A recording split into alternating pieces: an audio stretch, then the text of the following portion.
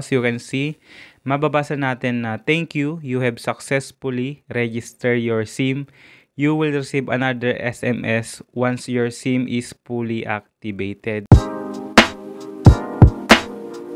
Yo, what's up guys? Welcome back kung bago pa lang sa channel. What's up? Ako nga pala si Aris. In today's video guys, share ko sa inyo kung paano nyo po pwedeng i-register ang inyong mga smart or talk and text SIM card sa website na ito. So yung website nito, ilalagay ko yung link ng website na to sa description ng video na to. So tatap nyo lang yung link dyan and then mare-redirect kayo dito sa website na to and then ma-open siya sa inyong mga browser. So ganito lang yung step. So bali ito ay walkthrough kung ano yung inyong mga gagawin sa pag-fill up ng form para sa inyong smart and talk and text SIM card. So actually halos parehas lang sila ng ibang network, like for example si Globe and Touch Mobile, ayan, or si GOMO or si Dito, halos pare-parehas lang sila ng step na ginagawa. Okay, unang-una sa lahat, ilalagay nyo lang ang inyong mga mobile number. So eto guys, para sa smart and talk and text tong website na to, scroll down lang kayo dito guys, makikita nyo tong enter your mobile number. So input nyo lang dito yung 10-digit na mobile number nyo. Okay, so ipipaste ko lang dito yung aking mobile number. Ayan, so kapag ka nagpipaste tayo ng mobile number, tatanggal natin yung 0. Ayan, dapat mag-uumpisa na siya sa 9. Ayan, alisin ko lang yung 0, then check. Tapos after natin ma-input, make sure na kompleto, make sure na 10-digit yung ating mailagay para ma-send yung OTP. And then after that, may nyo tong box dito sa baba. So i-check nyo lang yung I have read and understand the terms and condition. Ayan. And then after nyo ma-check, tap nyo lang tong send OTP. Tap nyo lang. So kung for example nagkaroon ng error, eto na yung OTP. For example, may nagpakita na error, ang gagawin nyo lang guys is ulit-ulitin nyo lang yung process. So lalagay ko lang yung OTP 259778. So lagay ko lang siya dito. Yan, input ko lang 259778, tapos check, tapos tap nyo tong verify OTP. Ayan, so success. Yan, screenshot lang natin. And then, pagka nakita nyo yung success, tap nyo lang yung okay. Yan, then mare-redirect kayo dito sa fill out form na to. So dito, ang mga pipill upan natin is type of registration, tapos dito sa baba is customer information, which is ilalagay natin yung nationality, and then ID card, kung ano yung valid ID na meron ka. Tapos mag-upload tayo ng valid ID and then selfie ng ating muka. And then ID card number. And then dito sa baba, first name, middle name. Sundan mo na lang kung ano yung nakalagay sa iyong valid ID para hindi magkaroon ng problema. So last name, lalagay mo din syempre. Birthday, yan, input mo lang dyan, tapos kasarian. So mag-uumpisa tayo dito sa pinakataas. Type of registration. Tap lang natin dito sa may drop down na to. So pagka-select natin ng type of registration, may mga pagpipilian po tayo. Ito yung I'm registered or I'm registering a newly bought SIM. Kung kabibili mo ngayong starting ng December 27, kung nabili mo ng December 27 at sa mga sumusunod na araw, so piliin mo tong I'm registering a newly bought SIM. Ngayon, kung ikaw naman ay mayroong old SIM or existing user ka na katulad ko na gumagamit na dati ng SIM card ng Smart or Talk and Text, piliin mo tong I'm registering my old SIM. Okay, and then dito sa baba may dalawang pagpipilian pa, which is I'm registering a newly bought SIM for a minor, kung para sa anak mo. And dito sa pinakalas is I'm registering an old SIM for a minor. Kung may existing SIM card na yung anak mo, pwede mong ilagay yung I'm registering an old SIM. So since sa akin naman yung SIM card tapos existing user ako, ang pipiliin ko is I'm registering my old SIM. Yan. After nating ma-input dyan, next na ipipill up natin is yung nationality. Siyempre, matik yan is Philippines. Ayan. And then ID card, eto na yung mga list of valid ID na tinatanggap ng Smart Telecom. Okay, passport, driver's license, yan. Check out nyo na lang. meron ditong PhilHealth ID. Sa mga nagtatanong sa previous video ko, nandyan yung PhilHealth ID. So sa akin, ang aking gagamitin is yung aking national ID. So tingnan lang natin dito. So kung national ID ang sa iyo din, piliin mo lang tong Philippine Identification. Yan yung national ID. So check out nyo na lang yung list ng Smart, no, kung meron kayo ng mga ID na yan. So kung wala pa, kinakailangan nyo mag-provide kasi need talaga ng valid ID. So magagamit nyo din naman yan sa mga ibang transactions nyo sa, for example, kukuha kayo ng pera. So kailangan nyo talaga ng valid ID.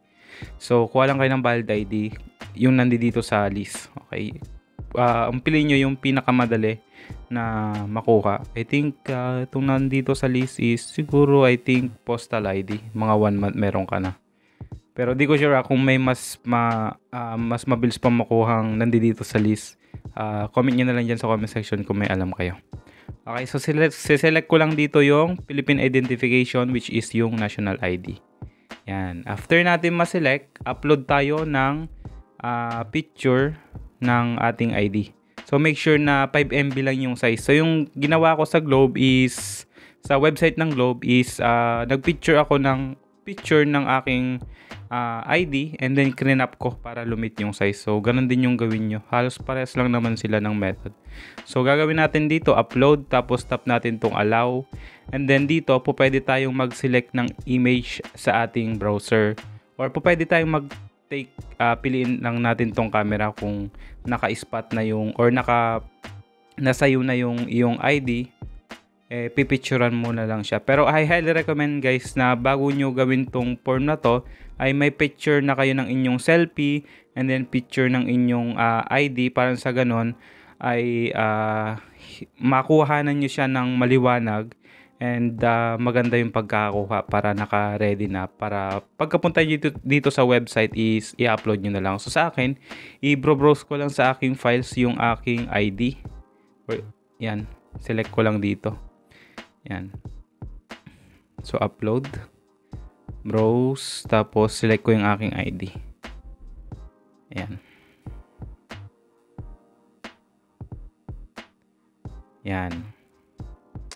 So, na-select ko na yung aking ID. Next is upload selfie. So, tap ko lang tong upload. Yan. And then, pwede ulit ako mag-upload. So, browse lang ako sa aking gallery. Pipiliin ko yung aking picture. And then, ulitin ko lang. Hindi ko na-tap, sorry. Pipiliin ko yung aking picture. Ayan. So, after kong malagay ito, yan, nakalagay na sila. Naka-indicate naman dyan yung file name ng mismong picture, no?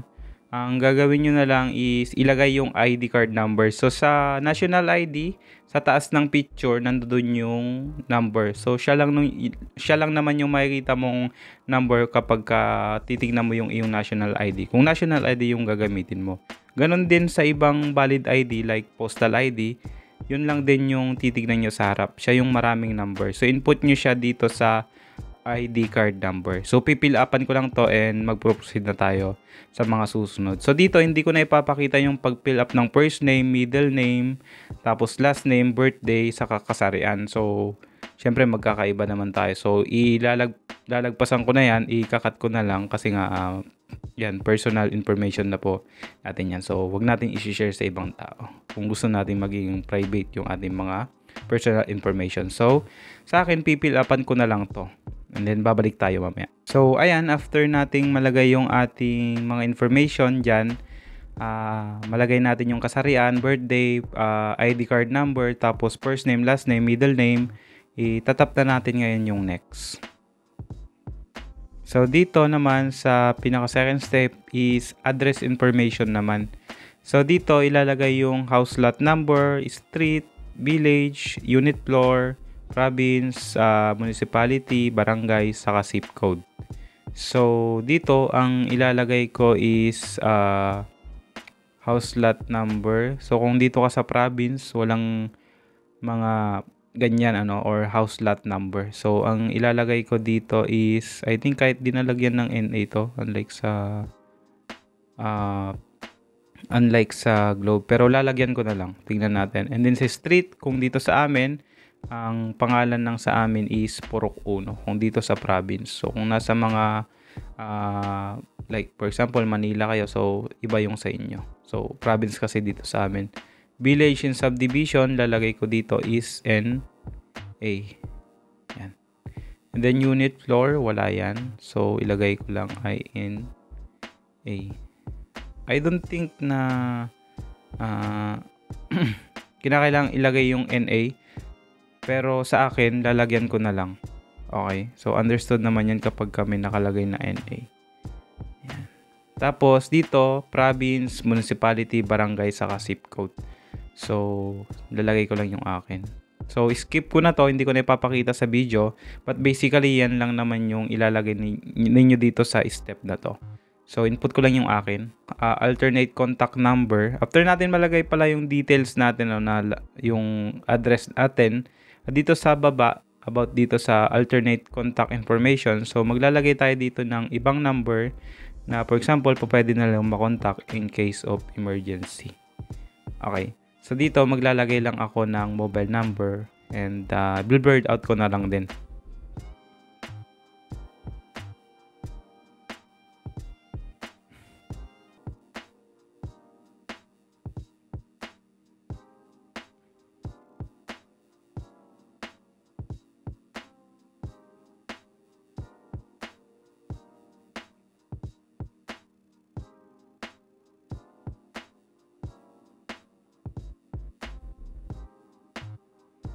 So, ayan. After kong maglagay ng alternate contact number saka email address, ang gagawin ko next is tap ko tong next.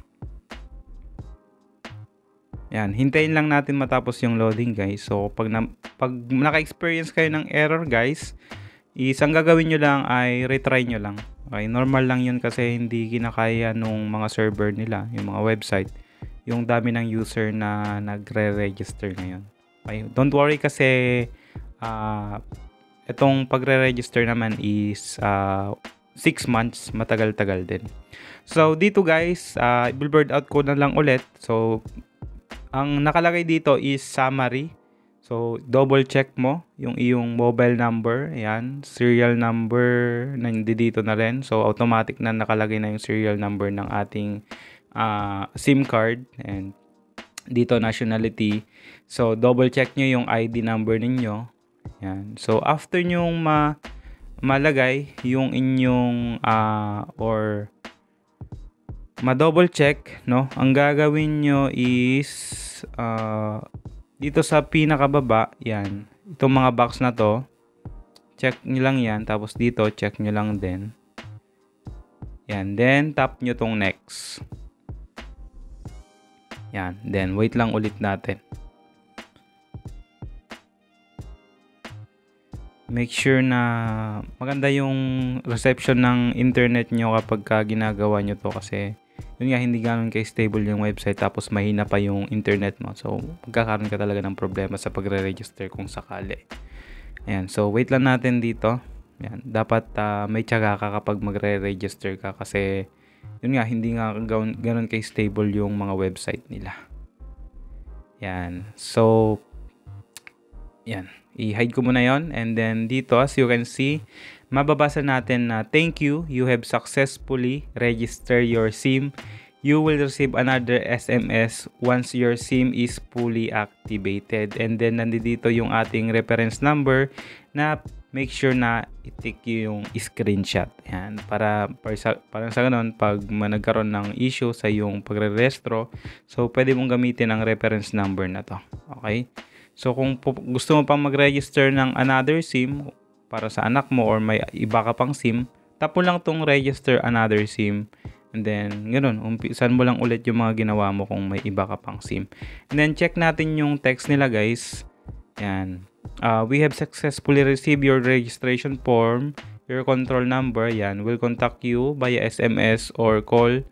Should we need further validate for submitted information, another SMS will send to confirm your activation. So, ayan, hihintayin na lang natin yung text message galing mismo kay Smart, or kung may mga iba pa silang tatanungin for further validation is tatawag daw sila, yan, or magti-text para sa mga, for example, may mali kang nailagay ganon, so i-update ka nila via text or via tawag, okay, via call. So ganon lang kasimple guys kung paano i-register. And kahit natapos ka na sa pag-fill out ng form, kung wala ka pang nare-receive na text is hindi ka pa talaga fully registered, or yan, ayon sa nakalagay dito, your same form will contact you kung na-validate na. So ganun, so hintayin nyo lang yung SMS or text na isi-send sa inyo para sa confirmation, pag-confirm na yung iyong SIM card is fully registered na. So ganun lang kasimple guys, and yung next step is hihintayin nyo na lang talaga yung text ng telco na nag-register mo, kung Smart, Token Text, Globe. So halos pare-parehas lang naman yung kanilang mga process. So ganun lang kasimple guys, and I hope na makapag-register na rin kayo. And 180 days naman guys, so kung next month ka pa or next month po, pwede po yan. Basta existing user ka na ni Smart or Token Text. So mukhang yun lang sa mga kaibigan. Again guys, this is Harry. See you again on the next one. Maraming salamat po. Peace.